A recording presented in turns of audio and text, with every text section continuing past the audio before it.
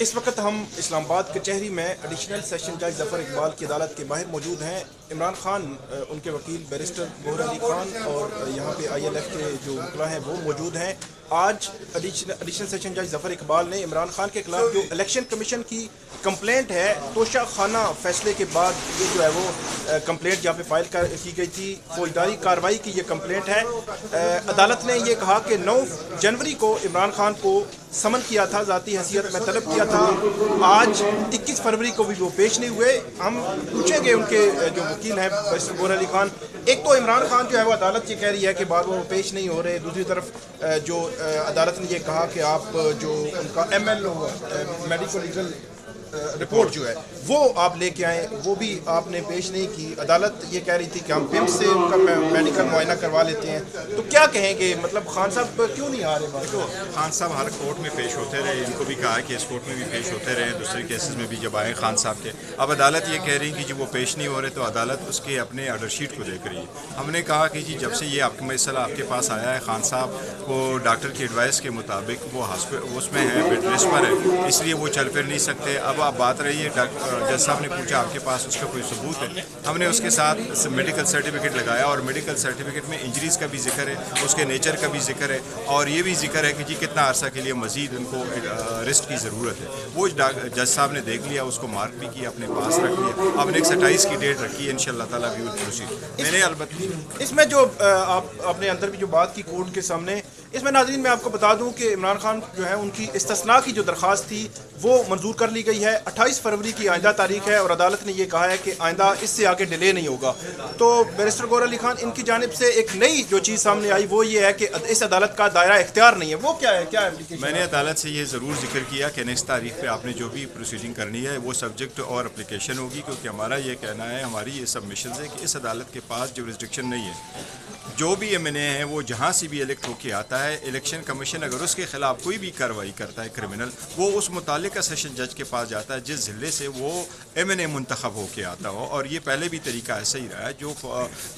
Fake ڈگریوں کے cases تھے، جو ڈول نیشنلٹی کے کیسز، اس میں جہاں جہاں بھی کمپلینٹ فائل ہوئی وہ متعلقہ کمپلینٹ جو ہے متعلقہ سیشن جج صاحب کے پاس گئی۔ لہٰذا خان صاحب جو ہے NA-95 میاوالی سے منتخب ہوئے، اسلام آباد کے سیشن جج صاحب کے پاس کوئی ایسا اختیار نہیں ہے کہ کمپلینٹ سنے، اور وہ بھی الیکشن کمیشن کا وہاں کے ایم این اے کے خلاف۔ تو یہاں پہ اگر ظاہر سی بات ہے یہ کوئی روٹین کی بات ہے، لیکن پھر بھی کہ کورٹ اگر کہتی ہے کہ نہیں ہمارا دائرہ اختیار ہے تو پھر آپ نیکسٹ فورم بھی استعمال کریں گے، ہائی کورٹ؟ اور طریقہ کار یہ ہوتا کہ کورٹ کے پاس اگر جورسڈکشن ہے یا نہیں ہے، پہلے کورٹ بلا لیتی ہے، جب بلائیں تو جہاں ملزم اور یا جو بھی جس کے خلاف کیس ہو وہ پیش ہو جاتا ہے، وہ اپنا آئینی جو ہے قانونی وہ آبجیکشن اٹھا لیتا ہے، اس پہ کورٹ فیصلہ کر لیتی ہے اور پھر آگے فورم میں چلے جاتے ہیں۔ تو اگر ہماری ٹرن ڈاؤن ہو گئی تو پھر دیکھیں گے انشاءاللہ تعالیٰ اس کو۔ بہت شکریہ۔ تو یہ تھی ناظرین بیرسٹر گوہر علی خان، انہوں نے ہمیں بتایا کہ عمران خان کے خلاف جو پرائیویٹ کمپلینٹ ہے الیکشن کمیشن کی جو ہے وہ عمران خان کے خلاف فوجداری کارروائی کا یہ کیس ہے بنیادی طور پر، اس کیس کے تناظر میں یہ جو ہے وہ کارروائی آگے بڑھ رہی ہے۔ الیکشن کمیشن نے توشہ خانہ ریفرنس کا فیصلہ دیا تھا جس میں یہ کہا تھا کہ عمران خان نے فالس ایفیڈیوٹ جو جھوٹا بیان حلفی دیا ہے، اس لیے ان کے خلاف جو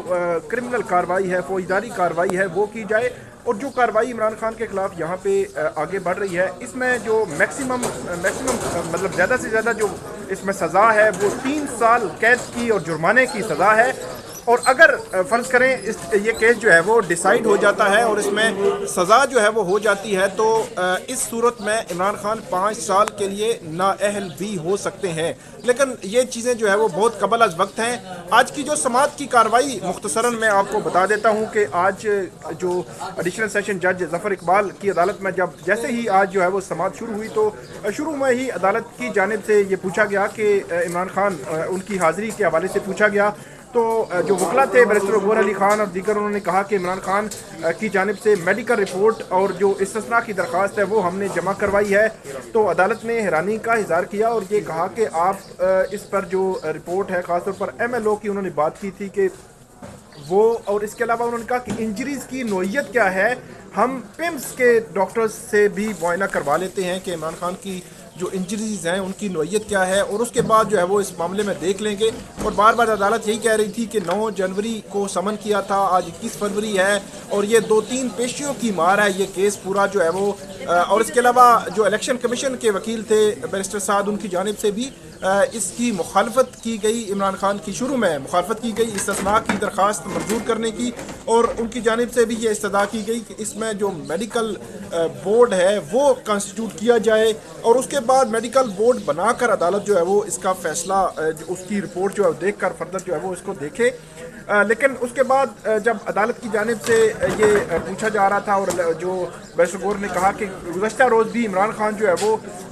لاہور ہائی کورٹ میں بھی ایک غیر معمولی صورتحال میں پیش ہوئے، اور ان کی انکریز کی نوعیت یہ ہے کہ یہاں رش بھی ہے، سیکیورٹی کے مسائل بھی ہیں، اور وہ یہاں پہ پیش نہیں ہو سکتے. تو عدالت کو کنونس کرنے کی انہوں نے کوشش کی، تو عدالت نے کہا کہ جس طرح وہ وہاں پہ پیش ہوئے ہیں یہاں پہ بھی ان کو پیش ہونا ہی ہے، اتنا وقت جو ہے وہ اس وقت گزر چکا ہے. اس کے بعد جو الیکشن کمیشن کے وکیل تھے انہوں نے یہ کہا کہ عمران خان جو ہے وہ لاہور ہائی کورٹ میں ویل چیئر پہ پیش نہیں ہوئے،